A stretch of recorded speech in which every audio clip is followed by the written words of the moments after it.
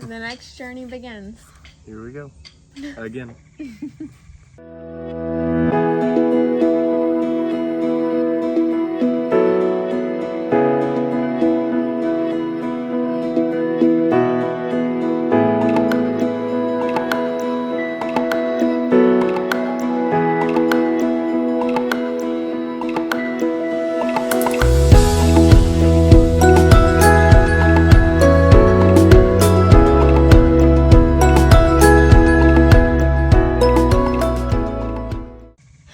So I think the biggest question we have gotten since we started this in vitro journey and we kind of posted and told people was kind of why. I think people know we have 4 kids, and so they've kind of wondered if fertility has been something we've struggled with in the past. It has not. Nope. And I think it's very important to kind of share our story and how we got to where we're at, because we thought we were done having kids. Yep. Brandon got a vasectomy because we were finished. We were good. We had our 4. God works in mysterious ways. Life happens, and it has been a journey. Yeah, I mean, with Easton, it was we thought that was it. We were happy where we were at, and it was a very hard birth on her, so kind of scared me to death. But we were blessed with 4 kiddos, and we thought, hey, we're where God wants us to be. But time rolls on, and we start to learn things, and a new chapter started to open that we weren't expecting. Yeah, so I want to add a trigger warning here for miscarriage. So when I was 6 weeks pregnant with Easton, I had not had an ultrasound yet. We had a confirmed pregnancy via test, but we had not had an ultrasound yet. And I started to bleed, and it was terrifying. I have never had a miscarriage. I have never bled with any of my pregnancies. And so I called my OB. They had me come in. They did an ultrasound. They called it a threatened miscarriage. They told me the chances were very, very high that I was miscarrying, and they sent me home for my body to do what it needed to do.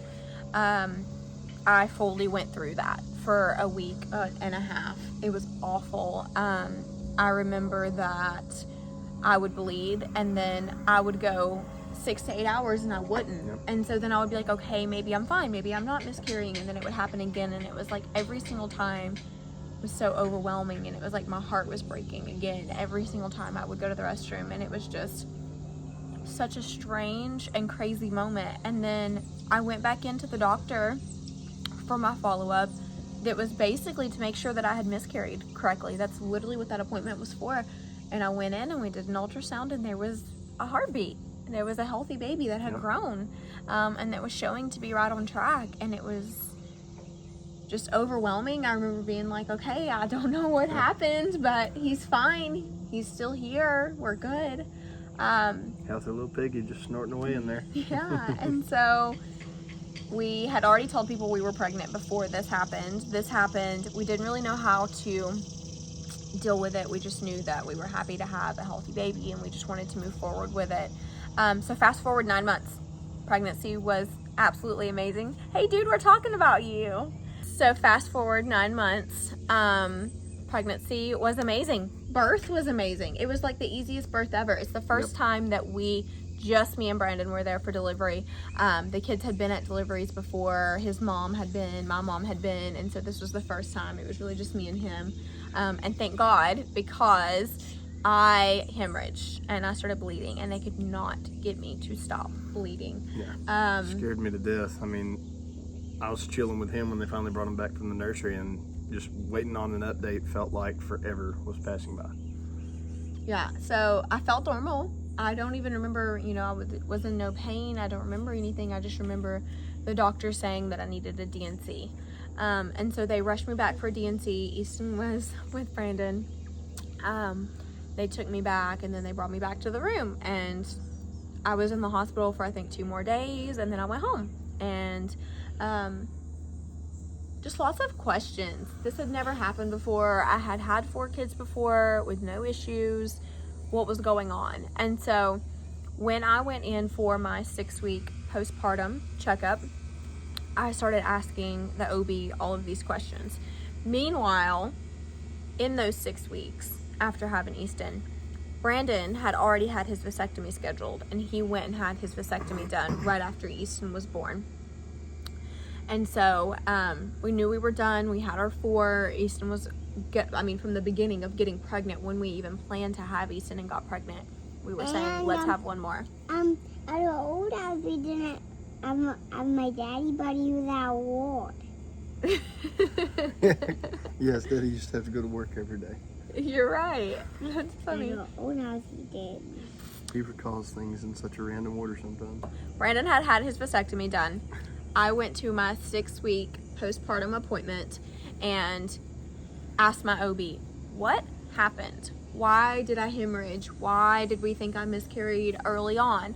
And the best thing that my OB and I can figure out is that Easton had been a twin and that I was miscarrying his twin early on. We did not have a ultrasound early enough to know that while I was pregnant, but this evidence of my D&C and what they had to do when they went in for my D&C kind of confirmed that. When I was a baby, my twin was doing the same thing when I was doing. You think so? He was. He was like standing up and swimming with a floating on with me, and at all times he was.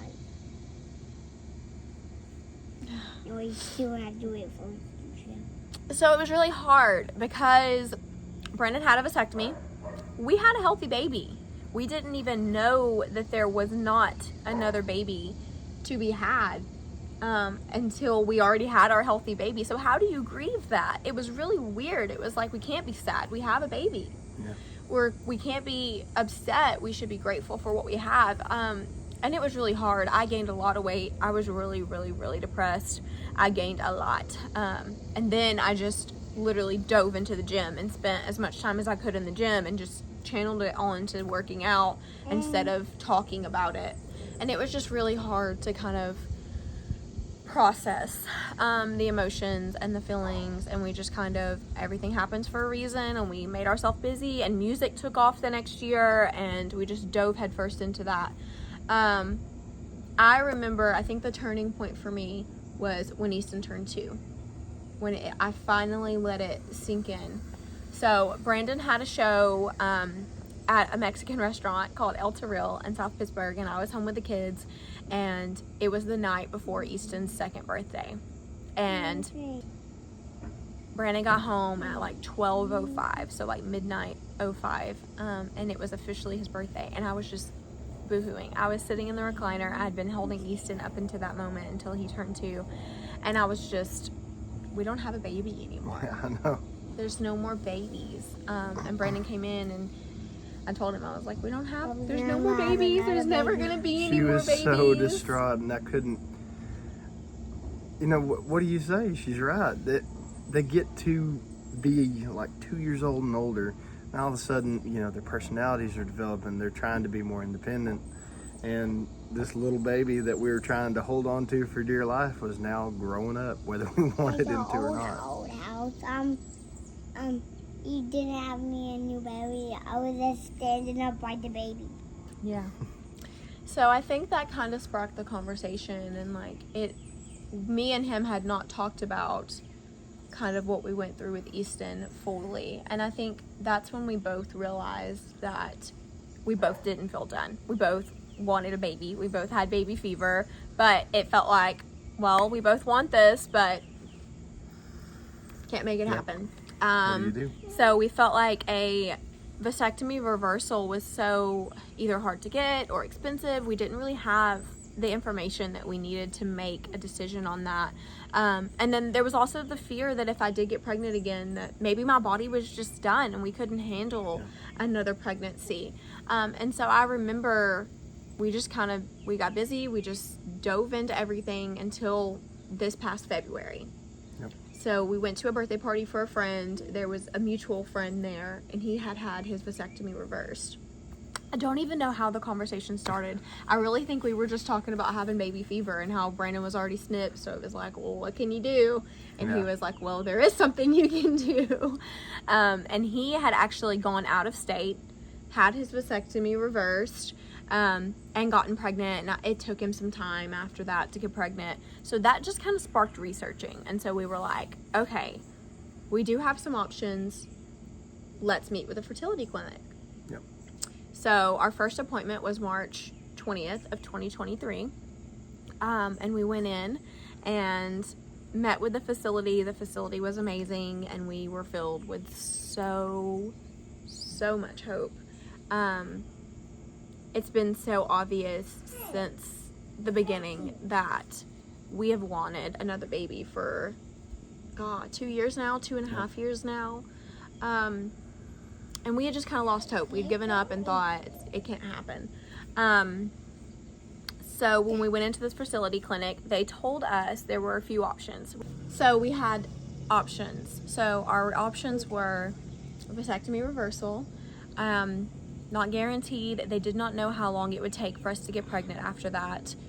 There were, and then aspiration. Those were our two options, basically. Sperm aspiration, so a PESA procedure, basically where they go in and they take the sperm out, and then we use that sperm through in vitro to get pregnant. The perks of in vitro on my end as well were a lot of monitoring from the time of planning to get pregnant all the way up through my first trimester through in vitro. That kind of it made me feel more secure. It made me feel like if there were any things going on with my body that could cause me to miscarry it again, we would know because of the testing and because of everything that we would do on my end to check for that, to possibly prevent another miscarriage. And so timing wise, we're not getting any younger, and our kids are not slowing down anytime soon, and everything just kind of added up to let's do the aspiration and let's do in vitro. It just kept the worries down a lot, because you're able to actually, you're step by step going through this with the folks that are helping you make it happen, and it takes the guessing game out of it. You know exactly where you're at, exactly how far along you are, and you're not having to sit and wait and constantly rely on a hope and a prayer. Yeah, I feel like we're still kind of having to do that. I mean, yeah. So fast forward to where we are now. I'm just going to give a brief overview, because we are going to post a long, detailed, we've recorded since we found out we wanted to do this. We've recorded snippets and clips of the process of the journey. We did not know when we were recording them if they were to share publicly or if they were just to show our child. Whenever we do have a baby from this process, we didn't know if it was to show that child the process or to share publicly. We just felt led to record, and so we did. So I have that I'm going to put together and I'm going to share. But fast forward to now and where we're at in our journey. It is August.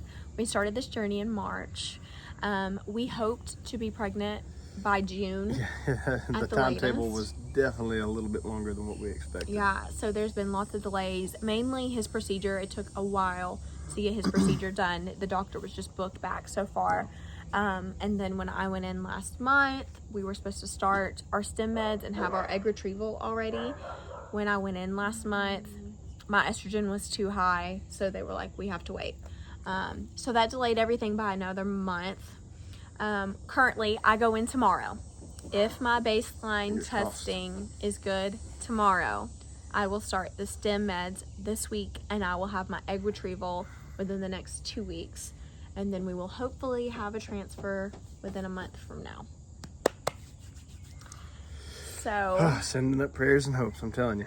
Yeah, it's been a journey. It has been so much more than we ever imagined it was going to be. And I know over the past, since February, March, when we started this, I have searched and searched and searched for just details and resources and people that have gone through this and their story and what to expect, because I'm a very, I need to know all the facts person. And it has been so hard to find information. And I was not prepared for this delay. In all honesty, there is a huge chance that we would have done a vasectomy reversal instead of the in vitro stuff if we had known it was going to take this long. God works in mysterious ways. We are probably meant to do the in vitro and to have that monitoring to make sure health-wise that me and baby are good. So that's probably why we didn't know about the delays ahead of time, so that we wouldn't choose a reversal instead. We've got some special guests. Hi! You say hi? And Dolly. So like I said, I think everything happens for a reason. I think the delays were in place for a reason, although they were frustrating and discouraging. I think we're right where we're supposed to be. I'm still so excited. I'm still so ready, and I'm still confident that when we're meant to have a baby, it'll happen. Same here. So we're going to take you guys along for this journey. I'm going to share as much as humanly possible with you, the good, the bad, the ugly. And we are so hopeful to be able to start tomorrow Fingers crossed. this process and be pregnant in a month. Here we go again. Here we go.